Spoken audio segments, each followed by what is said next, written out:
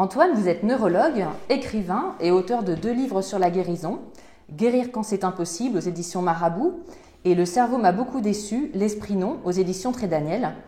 Qu'avez-vous découvert dans votre pratique de neurologue sur le pouvoir du cerveau et celui de l'esprit ? C'est une longue histoire, parce que j'ai commencé la neurologie il y a plus de 30 ans. Et c'est vrai que j'ai commencé mon activité de neurologue un peu tout feu tout flamme, en me disant c'est formidable, je vais être au contact avec le cerveau, avec une meilleure connaissance de moi-même, une connaissance de la conscience, et il va y avoir des progrès forcément pour le traitement des grandes maladies. Et c'est vrai qu'au bout de 30 ans, j'étais un peu déçu par le cerveau, puisque en 2021, on ne soigne, on ne guérit aucune grande maladie neurologique dégénérative. Alors on ne sert pas à rien, on aide et on traite les symptômes de la maladie de Parkinson, de la sclérose en plaques, mais on ne guérit pas ces maladies. On aide les patients qui ont une maladie d'Alzheimer, mais encore une fois, on ne guérit pas cette maladie. Donc finalement, le cerveau m'est apparu comme un organe assez peu performant, puisque comparé à d'autres organes, par exemple le foie, vous pouvez enlever un tiers du foie, il se reconstitue. La peau, on connaît tous les capacités de cicatrisation de la peau.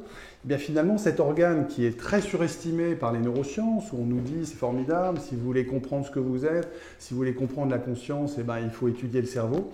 Finalement, cet organe est finalement assez en retard par rapport aux autres organes et a beaucoup moins de capacité de réparation, de récupération. Donc, c'est vrai que j'ai écrit ce livre pour exprimer ma déception de neurologue par rapport à cet organe. Et je me suis dit, comme c'est un organe qui m'a déçu, comme le cerveau, dans ses capacités de régénération, reste quand même un organe en retard par rapport à d'autres organes, je me suis dit, il faut que je cherche au-delà du cerveau, d'autres voies de guérison possibles, d'autres voies qui pourraient permettre de faire plus que ce que notre corps et notre médecine purement axée sur le corps et sur le cerveau nous propose aujourd'hui. C'est pour ça que j'ai regardé s'il n'y avait pas d'autres voies de guérison possibles en dehors de la médecine conventionnelle, et ça a été un peu à la racine de ces 2 livres.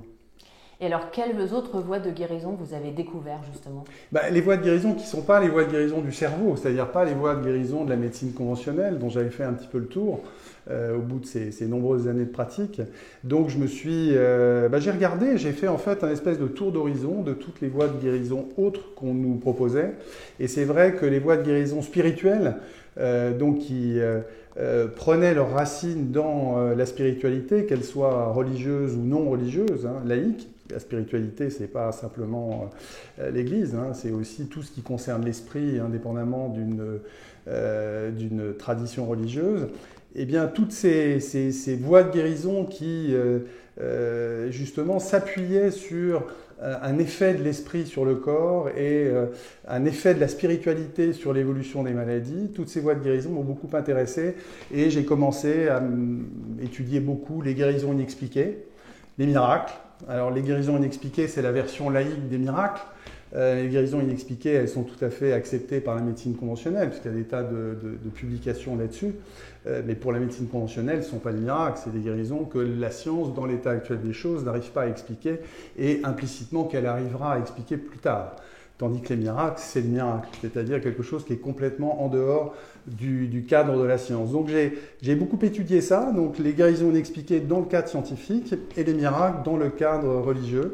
Et c'est vrai que j'ai découvert beaucoup de choses prometteuses et que j'ai essayé de faire partager ces découvertes avec des lecteurs et puis des patients. Mais vous savez, finalement, je me suis rendu compte que c'était très difficile de faire partager des ambitions spirituelles avec des patients qui sont malades. Et j'ai un souvenir qui est, à mon avis, très représentatif justement de la difficulté d'intégrer la spiritualité en médecine. C'est une patiente que je suivais pour une maladie de Charcot. La maladie de Charcot, c'est une très grave maladie neurologique qui touche la moelle épinière et qui entraîne une paralysie progressive du corps, qui est malheureusement une maladie qui n'est pas traitable et qui entraîne la mort entre 2 et 3 ans en moyenne. Donc c'est vraiment une maladie épouvantable. Et la médecine et les neurologues ne peuvent rien aujourd'hui contre cette maladie. Et j'avais sympathisé avec cette patiente, je la suivais de manière assez régulière. Et c'est vrai que régulièrement aussi, je lui disais à la fin de la consultation, on se revoit dans 3 mois. Et j'en avais assez de cette phrase, on se revoit dans 3 mois, parce que je savais que dans 3 mois, de toute façon, ce serait exactement la même chose, en pire.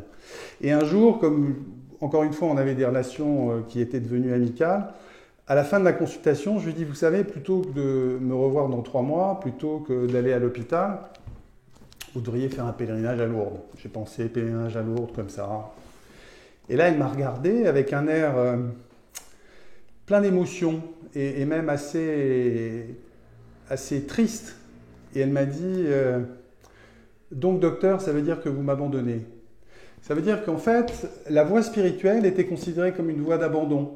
C'est-à-dire que cette patiente à qui je disais simplement d'essayer de voir quelque chose d'autre que la médecine conventionnelle, à partir du moment où un médecin conventionnel, ce que je suis, je ne suis pas du tout un médecin qui prescrit des médecines parallèles, etc. Je suis tout à fait dans le cadre classique. À partir du moment où un médecin classique vous dit peut-être vous voudriez essayer une voie spirituelle, la réaction le plus souvent c'est dans ce cas-là vous m'abandonnez et vous me laissez tomber.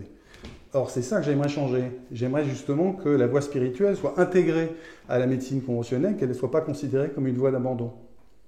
Et alors, vous citez un cas parmi d'autres de guérison entre guillemets impossible, c'est la religieuse Marie-Simon-Pierre. Ah oui. Est-ce que vous pouvez raconter ce cas qui est assez extraordinaire?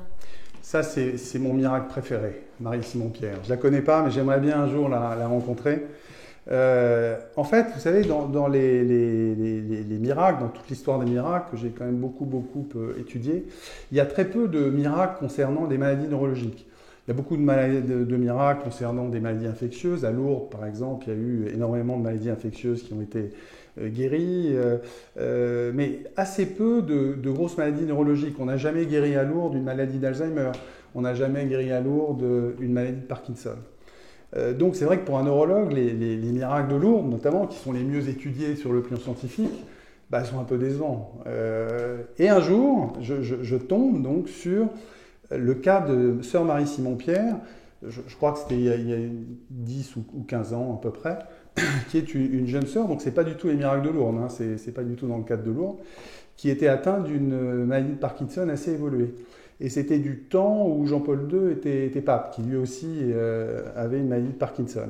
Et il y avait on va dire une relation spirituelle entre cette jeune sœur et ce pape qui lui donnait un petit peu l'image en miroir de sa maladie. Elle était dans un contexte de maladie assez évolué, elle avait beaucoup de mal à marcher. Et un jour, elle décide avec sa supérieure d'écrire une lettre au pape. Et elle commence à écrire sa lettre, et la maladie de Parkinson donne des gros troubles de l'écriture.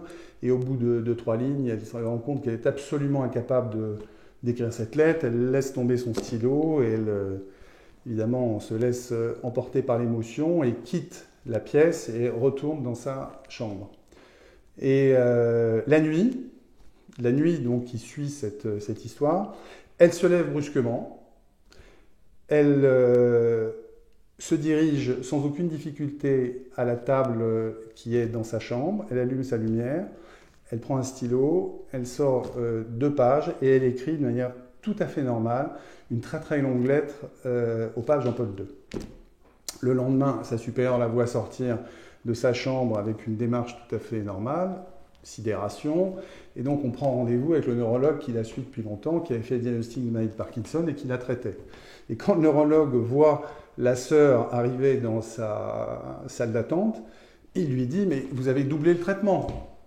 Et elle lui répond « Non, je l'ai arrêté. » Et cette sœur, Marie-Simon-Pierre, était guérie de la maladie de Parkinson de manière brutale. Pour moi, c'est un des seuls exemples de guérison de maladies dégénératives neurologiques dans le cadre des miracles. Et pourquoi est-ce que je me suis beaucoup intéressé à cette femme que vous pouvez découvrir sur le net, il y a pas mal d'interviews d'elle sur le net, c'est qu'elle fait passer quelque chose. Et vous savez, c'est pas aussi fréquent chez les patients qui ont bénéficié de guérison inexpliquée ou de miracles. Très souvent, quand vous les interrogez, c'est un peu décevant. C'est un peu comme les gens qui ont gagné au loto, vous voyez, qui vous disent « je suis très content, quoi ». Et c'est tout. Donc en fait, on les envie, on se dit « Tiens, j'aimerais bien être à leur place », mais ça manque un petit peu je trouve, de dimension spirituelle. Souvent, on entend des gens qui sont très humbles, qui disent « j'ai rien demandé, c'est formidable », etc. Mais là, cette femme, je trouve, parle de son miracle de manière assez frappante et assez motivante, je trouve, pour celui qui l'écoute. Et elle dit cette chose qui m'a beaucoup frappé quand on lui dit « mais alors, qu'est-ce qui s'est passé ? Qu'est-ce que vous avez ressenti ?» Elle dit toujours la même phrase. Elle dit « je vivais quelque chose. Et je trouve que c'est une belle manière, quand on vit un miracle, quand on part d'un miracle, de dire simplement que là, on vivait quelque chose. Parce que c'est vrai que c'est assez rare de vivre quelque chose. Et alors, des cas comme le cas de cette femme, les scientifiques, les autres neurologues que vous, qu'est-ce qu'ils disent? Oh, bah, ils disent rien. Là, sur ce type de cas qui ne donne pas lieu à des enquêtes aussi serrées que pour les miracles de Lourdes, où vous avez un comité scientifique qui est très... Et je ne crois pas que dans le cas de Marie-Simon-Pierre, il y ait eu une étude scientifique aussi solide que dans le cas des miracles de Lourdes. Je n'en suis pas certain, mais à partir du moment, vous savez, où vous dites à un médecin, voilà, il y a une maladie de Parkinson qui a été guérie miraculeusement, tout dépend de ce qu'il est. Si c'est un médecin matérialiste, il va vous dire c'est n'importe quoi. Si c'est un médecin qui s'intéresse justement à la spiritualité, aux guérisons inexpliquées, son œil va s'allumer. Donc les médecins disent ce qu'ils sont. Et c'est malheureusement un tout petit peu plus rare de rencontrer un médecin qui s'intéresse à ce genre de choses qu'un médecin qui ferme ses yeux et ses oreilles dès qu'on lui parle de miracles ou de guérisons inexpliquées. Parce que le problème de toutes ces guérisons inexpliquées, c'est justement la connotation religieuse. On est tellement finalement défendu dans la société d'aujourd'hui, qui est notre société, qui est une société essentiellement laïque et qui s'est fondée justement sur la laïcité, on est tellement défendu contre la religion que tout ce qui a un tout petit parfum religieux crée finalement un rejet total. Mais il ne faut pas avoir peur de la religion. Ce n'est pas parce que vous vous intéressez à la religion que vous êtes un fanatique. Donc voilà, bah, moi c'est des histoires comme ça qui me tiennent en neurologie. Malheureusement, j'en ai pas connu moi-même et j'en ai pas vu sur un de mes patients, mais pour les quelques années qui me restent, je perds pas espoir d'avoir ma petite sœur Marie-Simon-Pierre assise à votre place. Et vous qui avez étudié donc, du coup toutes ces guérisons miraculeuses, qu'est-ce que vous avez noté comme facteurs similaires, comme choses qui peuvent montrer ah bah c'est ça qui a guéri? Ah, dans la guérison miraculeuse, il n'y a pas de facteurs, il n'y a pas eu d'études qui montrent des facteurs particuliers parce que la guérison miraculeuse, elle est inexplicable. C'est quelque chose de brutal et donc il n'y a pas de profil précis de miraculé. Mais par contre, pour tout ce qui est guérison inexpliquée qui ont été étudiées dans le cadre de la science, là, il y a eu beaucoup d'études sur des profils particuliers, notamment psychologiques, de patients qui avaient entre guillemets, plus de chances de guérir que d'autres. En fait, ça a été beaucoup étudié dans le cadre des cancers, où ça c'est absolument reconnu par toute la communauté scientifique, il y a des cancers qui disparaissent tout seuls. Il y a beaucoup de publications là-dessus. Il y a plus de 1500 cas, je crois, qui ont été publiés dans la littérature médicale et scientifique. Et il y a beaucoup de gens qui sont justement intéressés au profil psychologique des patients cancéreux qui guérissaient. Alors, il y a des cancers dont on guérit plus facilement que d'autres. Parmi les cancers où il y a beaucoup de guérisons inexpliquées qui ont été rapportées, il y a un neuroblastome chez l'enfant et le mélanome chez l'adulte. Mais ça a été décrit un peu partout. Alors, les profils psychologiques, ça a défini ce qu'on a appelé l'esprit de guérison. Est-ce qu'il y a un esprit de guérison? Alors là encore, on n'y croit pas. L'esprit de guérison, c'est quoi? C'est une certaine, finalement, un certain profil psychologique qui, semble-t-il, favorise la guérison inexpliquée. Alors c'est quoi? Il y a trois éléments essentiels. Le premier élément, c'est d'abord de croire contre vents et marées que vous allez guérir, malgré ce que vous disent les médecins. Si les médecins vous disent, écoutez, vous avez un cancer généralisé, les choses se comptent sur quelques mois. Non. La croyance. Moi, je crois énormément à la force de la croyance et la certitude qu'on va guérir, ça fait partie des facteurs qui ont été étudiés comme faisant partie de l'esprit de guérison. Le deuxième facteur qui, semble-t-il, est très important, c'est accepter l'aide des autres. Parce qu'il y a beaucoup de patients malades et qui sont considérés comme perdus par la médecine, qui ont le réflexe de s'isoler. Parce que quand vous recevez une annonce comme ça, avec les conséquences sur l'anxiété et la dépression, vous avez tendance à vous renfermer sur vous-même et ne plus accepter l'aide des autres. Les gens qui ont plus de chances de guérir sont ceux qui acceptent l'aide des autres. Et puis le troisième élément qui a été étudié aussi, c'est le fait de changer quelque chose en soi. Ce quelque chose qui en fait alimente depuis parfois des années, depuis parfois toute la vie, eh bien, une anxiété chronique, un état mélancolique, un état dépressif, qui est un facteur à l'évidence favorisant un certain nombre de maladies. Il y a eu beaucoup d'études qui montraient que la dépression ou l'anxiété avaient un impact sur l'immunologie, avec une diminution de nos défenses immunitaires qui laissait la porte ouverte à des infections. Donc à partir du moment où, lorsque vous avez cette annonce de cancer, je parle du cancer parce que c'est vraiment là-dessus que ça a été beaucoup étudié, si vous arrivez à faire une démarche qui change quelque chose, c'est-à-dire qui change un certain nombre de comportements que vous avez eus dans la vie, parmi les comportements, il y a justement le comportement qui est de ne pas penser à soi. C'est-à-dire, vous voyez, les patients qui sont en permanence dans la suractivité et aussi dans le surservice. C'est des gens qui n'arrêtent pas dans le service, de se sacrifier pour les uns et pour les autres, et qui en fait sacrifient leur individualité et leur espace personnel. Si, pendant le trajet et le cours de cette maladie, vous arrivez à changer cette manière d'être et à changer cette manière de vivre, si vous changez ça, eh bien vous avez une chance de finalement participer à cet esprit de guérison qui vous donne plus de chances de vous en sortir. Après, encore une fois, on y croit pas. Hein. Il y a des gens qui disent l'esprit de guérison, c'est n'importe quoi. Moi, j'y crois et je vais vous dire pourquoi j'y crois. Pas tellement parce que je l'ai vécu en tant que neurologue et que médecin chez des patients, et parce que j'ai vécu en fait l'inverse de l'esprit de guérison. C'est-à-dire l'esprit qui nous rend malade. Alors ça j'ai une expérience personnelle très très large de ça. C'est-à-dire que vous voyez des patients qui, à l'évidence, se rendent malades et aggravent leur maladie. J'ai vu des patients qui, dans un contexte de deuil, dans un contexte de stress important, développaient des signes neurologiques, dans un contexte de sclérose en plaques, qui déclenchaient des poussées dans des moments de choc affectif important. Donc on voit que l'esprit peut rendre malade, peut faire du mal, ça c'est certain.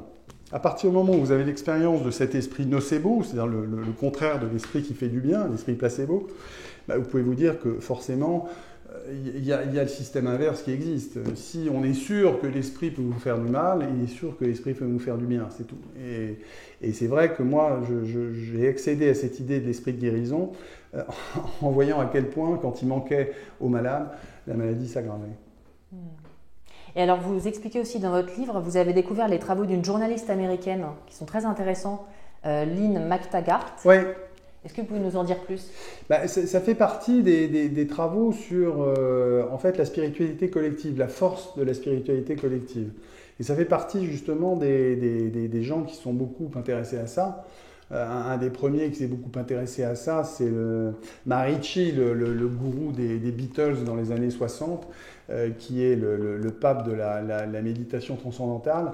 On en pense qu'on en veut, mais ce qui est intéressant, c'est que c'est vraiment un des premiers qui a dit le fait de se réunir et de penser ensemble peut avoir une action bénéfique et sur les événements qui se passent dans le monde.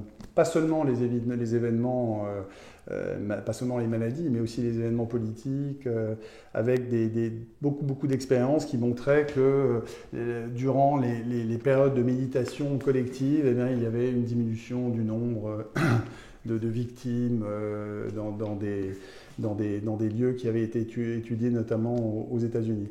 Donc cette journaliste américaine en fait est tout à fait dans ce courant qui consiste à penser qu'à partir du moment où on est plusieurs à méditer ensemble ou à penser, eh ben on a une action réelle sur ce qui se passe dans le monde. Et elle s'est servie d'une chose qui tombe un peu sous le sens, elle s'est servie d'Internet. Elle s'est dit plutôt que de réunir 20 personnes dans une pièce, eh ben on va réunir des gens à travers Internet. Et elle a fait pas mal d'études justement en demandant à intenter à des centaines de personnes de se concentrer sur un certain nombre de choses avec des résultats que je développe un petit peu dans le livre qui sembleraient montrer qu'il y a vraiment une action de la spiritualité collective sur les choses qui nous entourent et plutôt une action bienveillante. Donc voilà, bon, mais il y a beaucoup d'autres exemples d'effets de la spiritualité collective sur les choses, notamment sur le hasard. Ça, c'est une des choses qui m'a le plus intéressé, puisque je parle beaucoup effectivement de l'effet de la spiritualité sur le corps, sur la guérison, mais sur le monde en général. Et ce qui a été beaucoup étudié également par les Américains, qui sont un peu en avance sur nous sur toutes ces études, c'est l'effet de la spiritualité sur le hasard. Alors, l'effet de la spiritualité sur le hasard, d'abord, ça a été étudié de manière très pragmatique sur les jeux. Et on s'est rendu compte sur des études qu'en se concentrant sur, par exemple, un chiffre, quand on lançait 200 fois un dé, eh ben, c'est beaucoup plus que 200 fois en fait. Eh ben, il y avait une toute petite variation qui montrait que la sortie du chiffre était un tout petit peu plus fréquente après un effort spirituel sur... D'ailleurs, c'est pour ça que je conseille à tous les joueurs qui vont au casino de ne pas jouer au hasard, justement, et de se concentrer sur leurs chiffres, parce qu'il semblerait quand même que c'est un petit effet favorisant. Et puis donc, ces gens se sont dit, bah tiens, si on voit un petit effet, on va voir avec plusieurs personnes. Et bah, avec plusieurs personnes, se concentrant sur des tirages aléatoires, ils se sont rendus compte qu'il y avait effectivement un effet un petit peu plus fort. Et ce que ces chercheurs américains ont découvert, moi, ce qui m'a beaucoup intéressé, c'est que ce n'était pas absolument indispensable, lorsqu'on était plusieurs à penser, de cibler sa pensée sur un but précis. Par exemple, s'il y avait un dé qu'on lançait ou un ordinateur qui générait des nombres aléatoires, si on était une dizaine de personnes dans la même pièce, on n'était pas forcé de se concentrer sur un chiffre, se concentrer sur l'ordinateur ou sur le dé. Il fallait simplement être ensemble et penser ensemble à quelque chose. Et qu'on pense à l'ordinateur ou qu'on n'y pense pas, le fait d'avoir cette spiritualité ensemble ou collective avait un effet sur le hasard.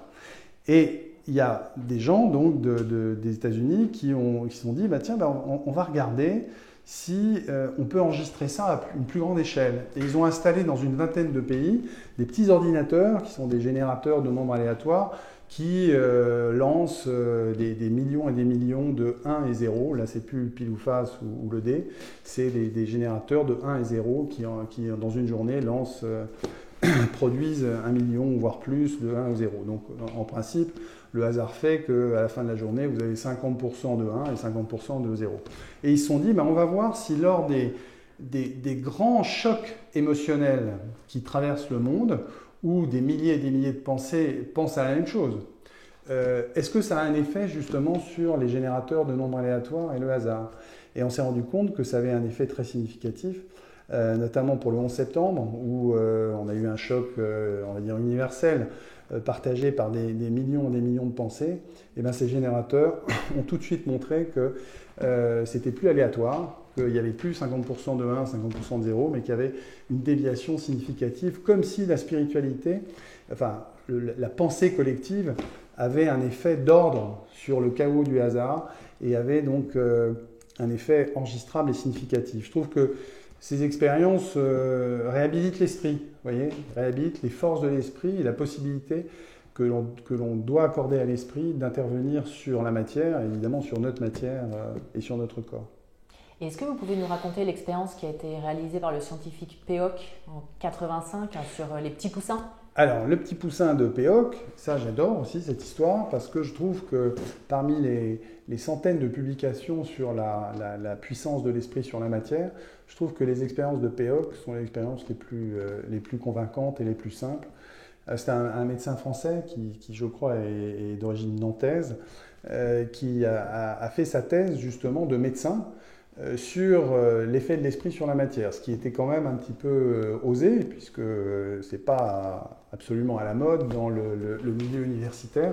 Il avait une expérience aussi d'éthologue, il connaissait très bien le comportement des animaux, et il s'intéressait aux poussins, et notamment à la théorie de l'empreinte qui avait été développée, je crois, par Konrad Lorenz, qui dit que lorsque vous mettez en présence, lorsque le poussin, mais il n'y a pas que le poussin, il y a beaucoup d'animaux pour lesquels c'est pareil, dès que le poussin sort de sa coquille, la première image qu'il voit et qu'il sent est considérée et adoptée comme une image maternelle. Donc René Péoc s'est servi de ça, et d'abord sur lui-même, pour voir que ça marchait, effectivement, quand il était à la sortie de la coquille, eh bien, les poussins considérés comme leur mère. Et puis, il a imaginé une expérience assez fascinante avec un petit robot C'était un petit robot qui allait un peu dans tous les sens avec un moteur qui créait des mouvements complètement aléatoires. C'est-à-dire que si vous mettiez le robot sur une feuille avec un petit crayon en dessous de la plaque qui le soutenait, eh bien vous avez sur la feuille des lignes dans toutes les directions qui sont tout à fait aléatoires. Et Péoc s'est dit, tiens, on va voir ce que ça donne avec les poussins. Et donc, à la sortie de la coquille, il a mis en contact avec les poussins ce petit robot qui s'appelle un thicoscope. Et pendant 3 jours, le petit robot s'est baladé autour des poussins et les poussins le suivaient tranquillement en considérant que c'était leur maman. Et un jour, Péoc a séparé le robot des petits poussins par une vitre. Voilà, donc les poussins ne pouvaient plus suivre le petit robot. Et là, il a analysé les mouvements du petit robot. Et il s'est rendu compte que les mouvements du petit robot au contact des poussins qui étaient séparés de lui par une vitre n'étaient plus aléatoires. C'est-à-dire que le robot s'avançait de manière très significative sur les poussins, sans raison possible, puisqu'il avait un moteur qui devait l'entraîner n'importe où. Comme si la pensée et l'affectivité des poussins attiraient le robot vers eux et l'empêchait d'être soumis complètement au hasard. Et ça, cette expérience a été répétée des dizaines et dizaines de fois et montre de manière très simple qu'effectivement, l'esprit peut avoir une action sur la matière inerte, puisque le petit robot, c'est du fer et de l'acier. Et après, la deuxième étape, ça a été de montrer que l'esprit peut effectivement avoir une action sur la matière inerte, comme le docteur Péoc l'avait montré, mais il faut aussi que l'esprit ait une action démontrée sur la matière vivante. Alors là, c'est plus René Péoc qui s'en est occupé, mais il y a eu beaucoup d'études qui ont montré justement que l'esprit pouvait jouer un rôle sur la quantité de lymphocytes, c'est-à-dire de cellules qui jouaient dans notre immunité, sur des tas de processus biologiques dans lesquels l'esprit avait manifestement un rôle à jouer et pouvait avoir une action enregistrable et démontrée. Donc à partir du moment où on voit que l'esprit peut faire quelque chose sur un bout de fer et aussi sur notre corps, c'est pas très compliqué de se dire, tiens, on peut peut-être étudier ça et faire en sorte que cette force spirituelle soit augmentée. Et je pense qu'une des manières de l'augmenter, c'est justement de passer par la spiritualité collective et l'idée qu'il faudrait que beaucoup de gens partagent que notre esprit n'est pas simplement un processus physique, chimique, synthétisé par notre cerveau, c'est pas simplement une sécrétion de notre cerveau, c'est une force qui peut être indépendante de notre cerveau et qui peut avoir une force véritablement thérapeutique, de guérison. Et donc, si vous aviez quelqu'un qui venait vous voir et qui avait un début de maladie neurologique ou autre, quels sont les conseils que vous pourriez lui donner, les conseils pratiques? Non, mais je vous ai dit, c'est vrai que ça peut un petit peu interroger, mais moi je suis un médecin qui reste un médecin totalement classique. Je ne suis pas un médecin qui donne des conseils non reconnus par la médecine officielle. Et j'ai envie de vous dire que c'est peut-être ça mon intérêt, parce que des livres sur la force de l'esprit comme force de guérison, il y en a des centaines, mais ils sont souvent écrits par des gens qui ne sont pas dans le cadre de la médecine, qui sont soit dans le monde paramédical, soit pas du tout reliés directement à la médecine, et donc qui parlent effectivement de la médecine en disant c'est ça qu'il faut faire, etc., qui donnent des tas de conseils, mais qui ne sont pas des gens du cénacle. Moi, mon but, c'est pas de tout d'un coup dire je vais vous guérir d'une maladie de Parkinson parce que j'ai trouvé que l'esprit allait vous guérir comme ça en un claquement de doigts. C'est pas ça. Moi, mon but, c'est que beaucoup d'autres médecins comme moi qui sont dans le cadre de la médecine conventionnelle s'éveillent à la force de la spiritualité et la fasse l'intègre dans le suivi et la manière d'aborder les maladies. Donc ces livres que j'écris, c'est pas des livres outils pour les malades, c'est pas des livres qui vont encore une fois, vous servir pour guérir, non. C'est des livres qui sont des messages pour faire en sorte que la médecine française et européenne change. Arrête d'être complètement centrée sur les performances du corps et les performances du cerveau et laisse une place de plus en plus importante aux forces spirituelles, qu'elles soient encore une fois dans un contexte religieux, moi j'ai rien contre le contexte religieux, ou dans un contexte laïque, sous forme de méditation. Il y a aussi d'autres manières d'avoir une spiritualité que d'aller à l'église. Mais si on va à l'église, c'est très bien aussi. Moi, je pense que l'avenir de la médecine, si on veut qu'il y ait un avenir, parce que sinon la médecine échappera complètement aux médecins, vous savez, avec le développement de l'intelligence artificielle, je suis quand même très très inquiet de l'avenir humain de notre médecine. Elle va très très vite se déshumaniser. Ben, si on veut laisser un peu d'humanité dans la médecine, il faut absolument que les médecins dès aujourd'hui changent leur vision des choses et acceptent justement cette médecine spirituelle qui intègre tout ça. Pour ça, il faudrait aussi changer les études de médecine, c'est-à-dire il faut les former, les jeunes médecins, plutôt que de leur apprendre des statistiques et de leur faire de la physique des maths qui ne leur serviront absolument à rien pendant leur pratique médicale. Il faudrait plutôt leur faire des cours d'humanité, vous voyez, faire des cours de philo, faire des cours d'histoire, faire des cours de sciences des religions. Donc il faut que les médecins de demain redeviennent des honnêtes hommes, alors que là, sont simplement des hommes scientifiques qui se préparent simplement à être des valets des machines et de l'ingénierie artificielle qui nous attend. Je pense que l'avenir, c'est des médecins là, qui commencent là, aujourd'hui leur médecine, ils ne se rendent pas compte qu'ils ne seront pas médecins plus tard, ils sont plutôt ingénieurs en médecine, donc il faut qu'ils fassent de l'informatique, ça c'est sûr. Mais je trouve que c'est un peu dommage d'accepter finalement, sans rien dire, que la médecine se déshumanise comme ça. Mais alors du coup, les personnes qui vont aller voir malheureusement des médecins qui sont un peu des ingénieurs en médecine et qui n'ont pas la dimension empathique et humaine, et qui peut-être vont être complètement démoralisées par un diagnostic. Je pense qu'elles perdent des chances, effectivement. Donc c'est pour ça que j'écris des livres. Maintenant, après, ces livres, ils me transforment aussi. Donc je pense que je suis pas le même médecin que celui que j'ai été pendant très longtemps, qui était vraiment sur le modèle justement du médecin, on va dire, matérialiste. Donc j'évolue. Mais j'ai malheureusement pas le miracle au bout des doigts. Vous voyez, je ne sais toujours pas soigner une maladie de Parkinson, une maladie d'Alzheimer, une maladie de Charcot, je ne sais pas le faire. Mais je pense que si on est plusieurs dans le cadre de la médecine, plusieurs neurologues, puisqu'on parle des maladies neurodégénératives, à s'ouvrir à cette voie, bah, peu à peu, il y a des petites choses qui vont changer. Et je pense qu'il y aura des voies qui s'ouvriront. Eh bien, merci beaucoup Antoine. Merci à vous.